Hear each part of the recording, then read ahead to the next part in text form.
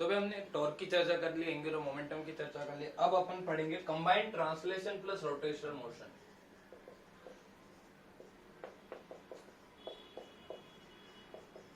जिसके अंदर पार्टिकल जो है वो ट्रांसलेशन मोशन भी करेगा एंड रोटेशनल मोशन भी करेगा। मतलब वो दो मोशन का मिक्स है। मतलब वो अपनी एक्सिस पे रोटेट भी करेगा कुछ ओमेगा एंड अल्फा से, एंड वो आगे भी जाएगा कुछ वेलोसिटी और एक्सेलरेशन के साथ। ठीक है, और दोनों जब कंबाइन हो जाएगी तो रोटेट भी करता जाएगा और आगे भी जाता जाएगा।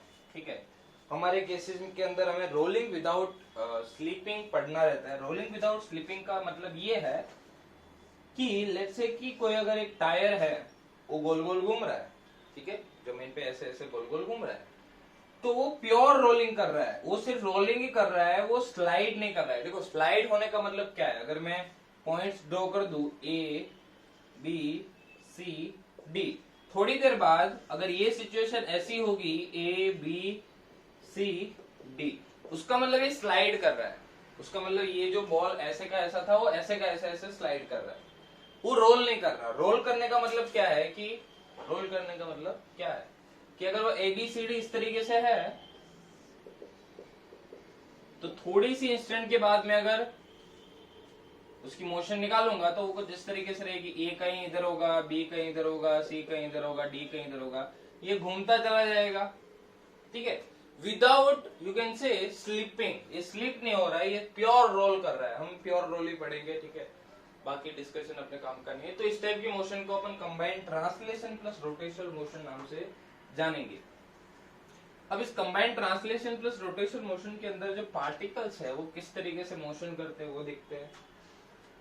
चले, जैसे लेट से कि कोई एक पॉइंट अपन ले ले, इसका ए पॉइंट यहाँ पर है, ये ऐसे भी घूम रहा है और आगे भी जा रहा है। ठीक है, कुछ ओमेगा से घूम रहा है, उसके बाद कुछ v स्पीड से आगे भी जा रहा है, ऐसा दिया हुआ है। तो थोड़ी देर बाद क्या होगा, पॉइंट ए कहां पर होगा, ऐसे घूम रहा है तो गोला यहां पहुंच जाएगा एंड पॉइंट है यहां पहुंच जाएगा, और आगे जाएगा। थोड़ी देर बाद यही पोजीशन यहां पर होगी, ये आगे भी जाता जा रहा है तो मैं उस हिसाब से बना रहा हूं। थोड़ी देर बाद ए पॉइंट यहां पर होगा और लास्ट में ए पॉइंट वापस अपनी इनिशियल पोजीशन पे आ जाएगा।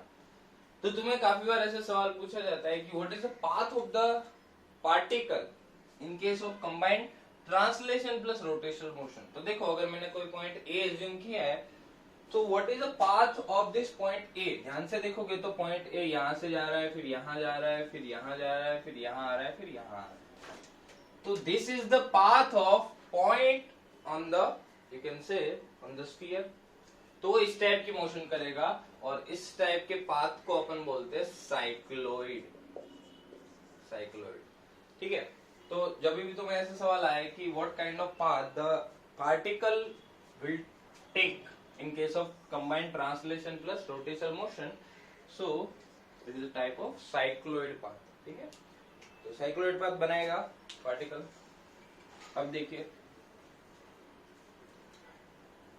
लेट्स से कोई एक ऑब्जेक्ट है वो घूम रहा है, तो पॉइंट्स की वेलोसिटीज हम कैसे लिखेंगे। देखो वो लेट्स से कोई object combined translation plus rotational motion कर रहा है, ऐसा दिया हुआ है कि वो रोटेट कर रहा है ओमेगा एंड अल्फा से और वो आगे जा रहा है v एंड a से।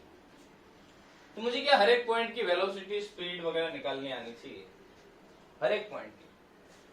तो देखो अगर मैं सिर्फ इसके रोटेशनल मोशन की बात करूं या पहले ट्रांसलेशन मोशन की बात करते हैं, only translation motion. Translation motion में ये हो रहा है कि कोई भी स्फीयर है वो आगे जा रहा है बस,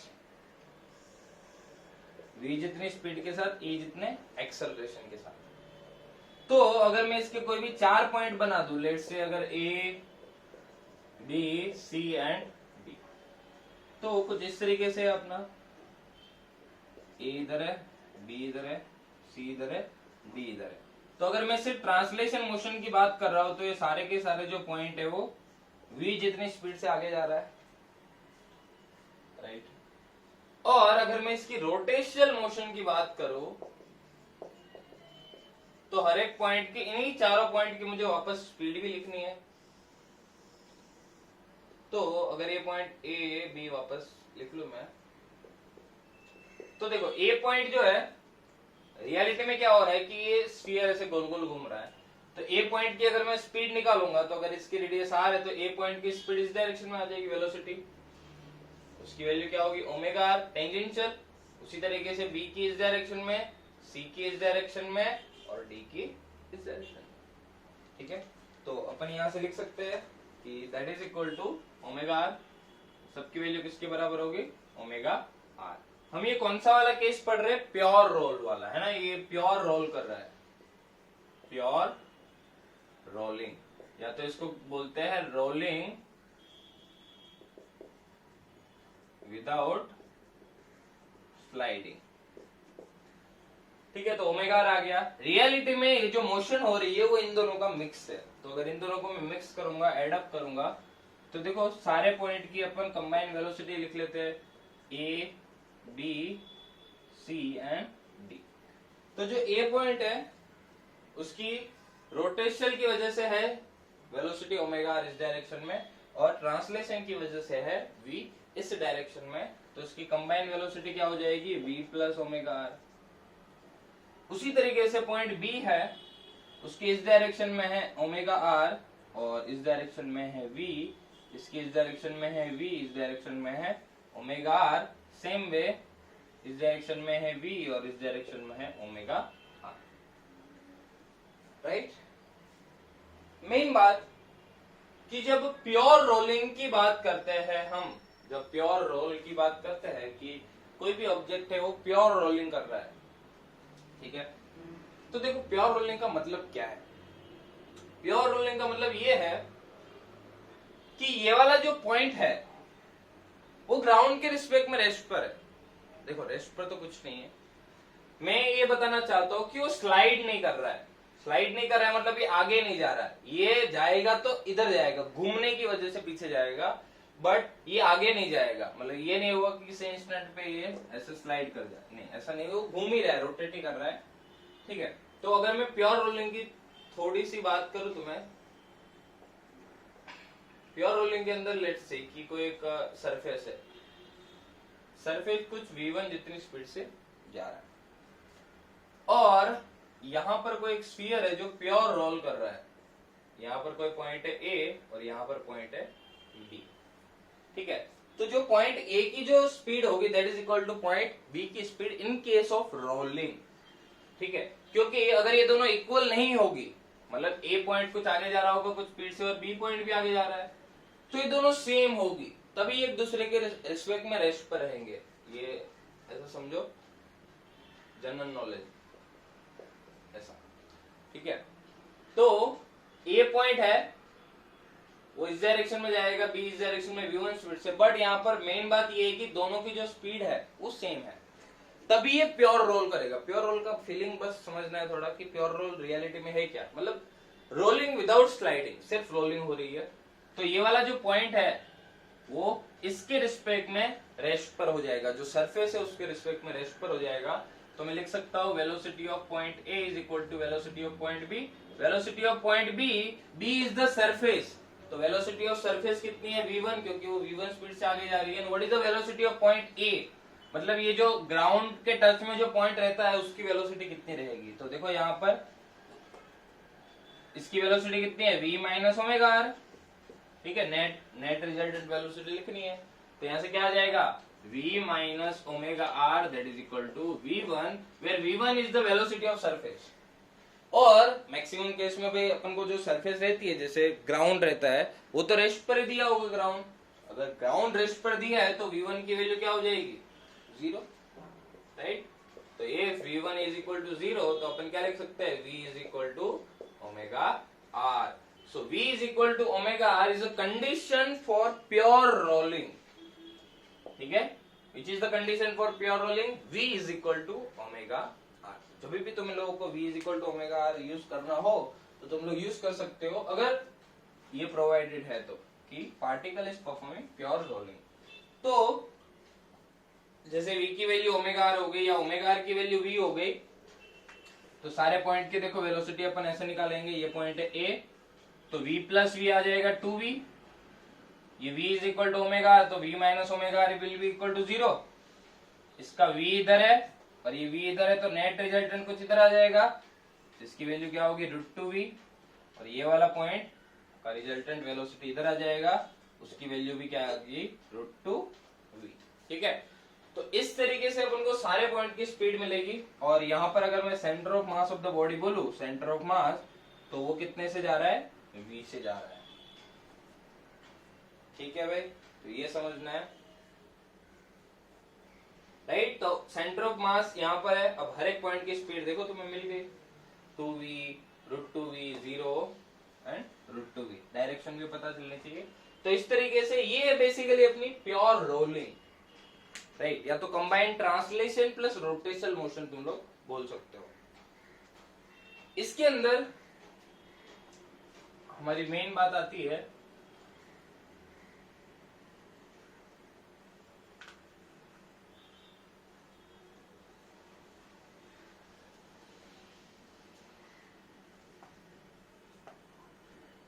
which is kinetic energy of rolling motion.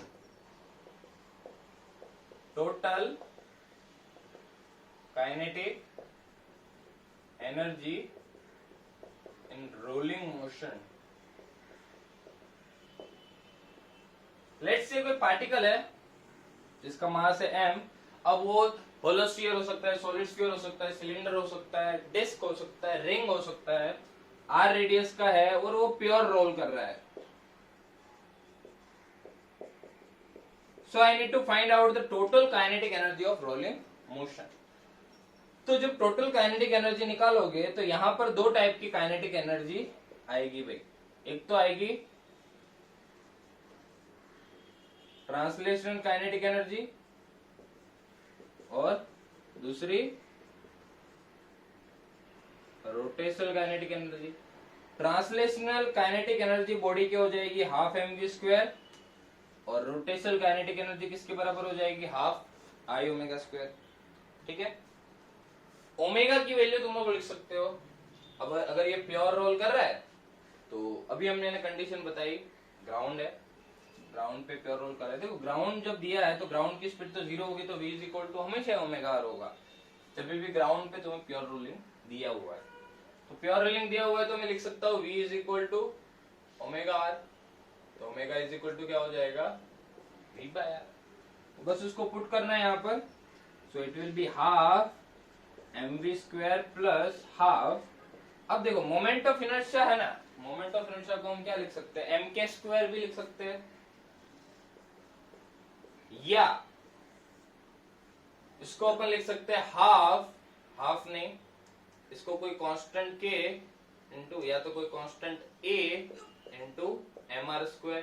अब a की वैल्यू अलग अलग होगी, रिंग के लिए a की वैल्यू हो जाएगी 1, अभी लिखते हैं। ठीक है, तो इसको तो पहले mk² के फॉर्म में लिख लेते हैं, mk² इंटू ओमेगा को क्या लिख सकते हैं, v²/r²। तो यहां से ध्यान से देखोगे तो हाफ mv² कॉमन अंदर आ गया 1 प्लस k²/r²। यहाँ पे मैंने क्या किया, I is equal to mk², and what is the value of k, what is k, k is basically radius of gyration। ठीक है, रेडियस ऑफ gyration पता होना चाहिए। It's the distance of the point where we can assume the whole mass to be concentrated, and the moment of inertia of that mass about the axis is equal to the moment of inertia of an entire body about that particular axis. That distance is known as radius of gyration of the body। अलग अलग के लिए radius of gyration अलग अलग रहेगी, तो उसके हिसाब से तुम लोग काइनेटिक एनर्जी टोटल निकाल सकते हो। ठीक है, या तो तुम्हें हाफ I ओमेगा² में दोनों कन्वर्ट करना पड़ेगा या हाफ mv² में कन्वर्ट करना पड़ेगा। ज्यादा आसान रहेगा हाफ mv² में कन्वर्ट कर लो। ठीक है, फॉर एग्जांपल अगर तुम लोगों को दिया हुआ है कि ये जो है वो सॉलिड स्फीयर है, ठीक है, अगर ये सॉलिड स्फीयर है, तो फिर moment of inertia solid sphere की क्या हो जाएगी, मोमेंट ऑफ इनर्शिया इसकी हो जाएगी, कितनी हो जाएगी, 2/5 mr²। तो बस यहाँ पर वैल्यूज पुट करनी है, तो टोटल काइनेटिक एनर्जी क्या आ जाएगी, half mv² plus half I omega square. So it will be half mv square plus half I की value 2 by 5 mr square into omega is v square by r square. So it will be half mv square plus 1 by 5 mv square. So it will be 7 by 10 mv square. That is equal to total kinetic energy. Total kinetic energy which is combined translational plus rotational kinetic energy. K is the radius of gyration. अलग अलग body की radius of gyration निकाल सकते हो, ठीक है। अब देखो, अगर मैं सिर्फ ट्रांसलेशन काइनेटिक एनर्जी की बात करता, ओनली ट्रांसलेशन काइनेटिक एनर्जी, वो कितनी होती है, half mv square. Only rotational kinetic energy की बात करता तो वो क्या आती है, सिर्फ हाफ आई ओमेगा स्क्वायर। या तो हाफ आई ओमेगा स्क्वायर को तुम लोग इस तरीके के लिख सकते हो, half M K square into V square by are square. So it will be half M we square bracket में K square by are square. और टोटल एनर्जी है that is equal to half M we square 1 plus के square by are square. So if you take the ratio of kinetic energy, sorry translation kinetic energy, ratio ले लेता हूं मैं किसका, translation kinetic energy, rotational kinetic energy and total energy. तो इसका ratio क्या आ जाएगा, देखो हर जगह half M we square cancel हो जाएगा, इसमें इसमें और इसमें। तो ट्रांसलेशन काइनेटिक एनर्जी 1, रोटेशनल के अंदर सिर्फ आ जाएगा k square by are square, और टोटल के अंदर क्या आ जाएगा 1 प्लस के square by are square. So this is basically the ratio of all the energy, translational kinetic energy, rotational kinetic energy and total energy of the object, ठीक है। In rolling motion के अंदर बस तुम्हें मोमेंट ऑफ इनर्शिया पता होनी चाहिए, बाकी अपन आराम से कैलकुलेट कर सकते हैं, right.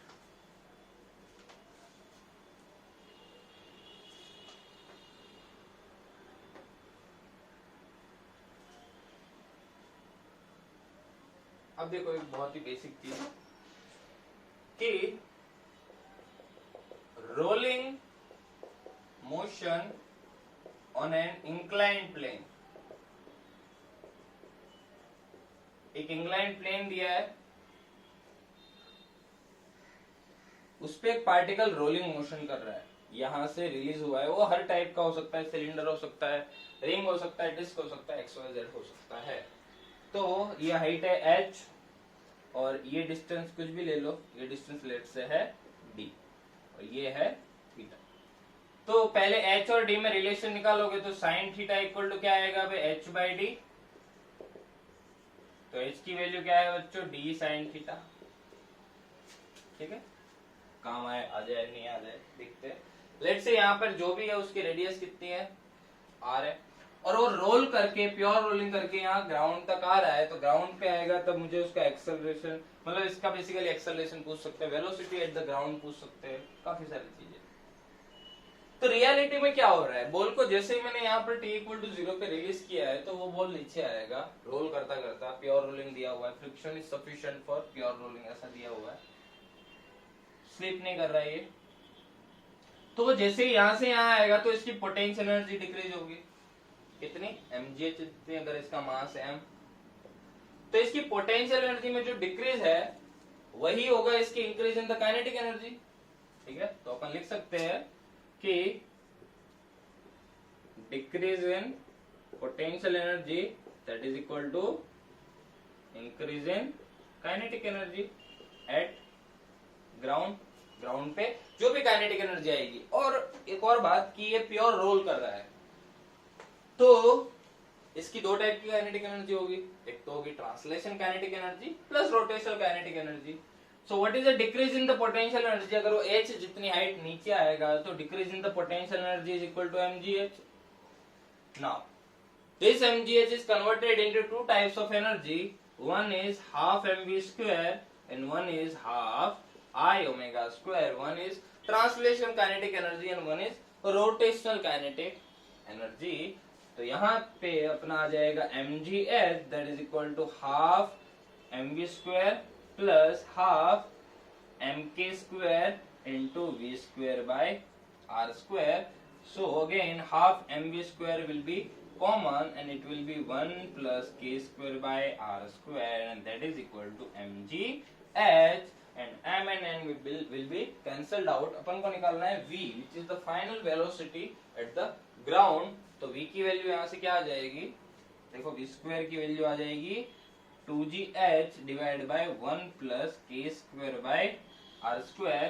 So the velocity of the particle at the ground, which is equal to under root 2gh divided by 1 plus k square by r square, right?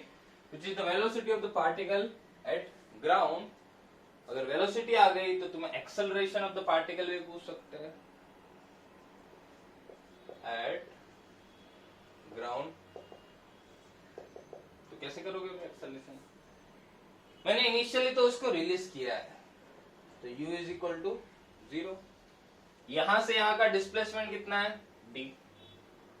तो मैं लिख सकता हूं v square minus u square is equal to 2ad.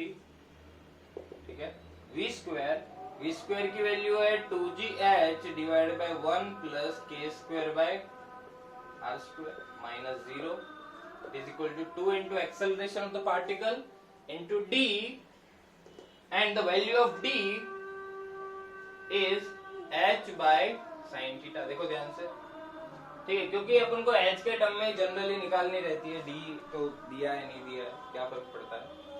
तो 2h cancel. तो what is the value of acceleration, it is equal to g sin theta divided by 1 plus k square by r square. ठीक है, तो अलग अलग objects के लिए acceleration अपन लिख सकते हैं depending upon the value of k, where k is the radius of gyration of the body. ठीक है, तो अपने पास वेलोसिटी आ गई at the ground, then acceleration at the ground आ गया, और उसी तरीके से time taken for the particle to reach the ground, ये भी आ जाएगा अपना. तो अपने पास d इज इक्वल टू क्या है, ut plus half at square. तो t इज इक्वल टू क्या आ जाएगा, root 2d by a. Clear है, और ये क्या आ जाएगा, रूट 2 इंटू डी की वैल्यू क्या है, h by sine theta, into acceleration की वैल्यू क्या है, g sine theta 1 plus k square by r square. So it will be under root 2h by g 1 plus k square by r square, और यहाँ पर sine square theta और है, तो that is equal to time. ठीक है, तो इस तरीके से अपन टाइम निकाल सकते हैं, एक्सेलरेशन ऑफ द पार्टिकल निकाल सकते हैं, देन v भी निकाल सकते हैं, velocity of the particle at ground. अलग अलग पार्टिकल आएगा, सिलेंडर अपन ने रखा, ठीक है, या सॉलिड स्फीयर रखा, होलो स्फीयर रखा, उस हिसाब से सबकी वेलोसिटी ग्राउंड पे आ जाएगी, राइट. तो इसको नोट कर लो भाई.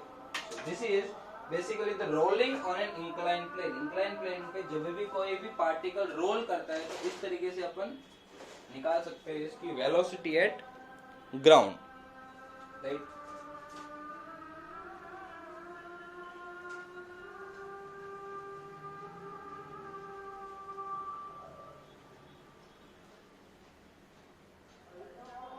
Let's do one numerical. मुझे ऐसा दिया हुआ है कि कोई एक सॉलिड स्फीयर है, ठीक है, वापस नीचे आ रहा है, यह हाइट 10 मीटर है. तो जब वो नीचे आएगा तब उसकी हॉरिजॉन्टल स्पीड v क्या होगी, ये क्या है, सॉलिड स्फीयर है, उसको मैंने रिलीज किया है यहां से. तो what is the speed at ground, find out the speed of the particle when it will reach to the ground. ठीक है, हाइट 10 मीटर है, ट्राई करो सॉल्व करने की.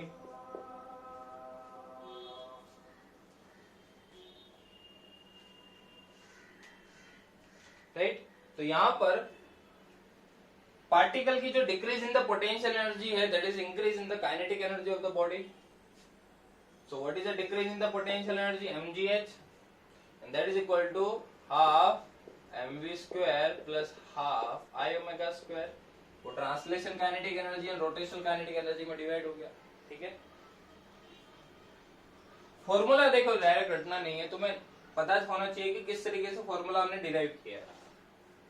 तो it will be mgh that is equal to half, इसको कोई generalize height h ले लो, है ना, half mv square plus half, solid sphere ने इसको होलो स्फीयर ले लेते हैं, है ना, सॉलिड का मैंने ऑलरेडी बता रखा है, तो होलो स्फीयर है, तो आ जाएगा 2/3 mr स्क्वायर, और ये प्योर रोलिंग दिया हुआ है भाई, rolling, pure rolling, it is rolling without slipping, is equal to v square by r square, तो यहां से 2 और 2 cancel, r square cancel, so it will be mgh that is equal to half mv square plus 1/3 mv square, m cancel, and this will be 5/6 v square, so 5/6 v square that is equal to gh, तो v की value क्या आ गई बच्चों, √6 gh/5, ठीक है, that will be the speed of the particle at the ground, और उसी तरीके से तुम्हें ओमेगा भी पूछ सकते हैं, what is angular velocity of the particle, so v is equal to क्या है, omega is equal to v/r, तो v आ गया √6 gh/5r², ठीक है, अंदर ही ले लिया मैंने, तो ये आ जाएगा ओमेगा, ठीक है, तो ये r² हो जाएगा, तो ओमेगा की वैल्यू आ जाएगी कितनी, √6 gh/5r², ठीक है, तो इस तरीके से तुम्हें पार्टिकल का वेलोसिटी पूछ सकते हैं वगैरह वगैरह।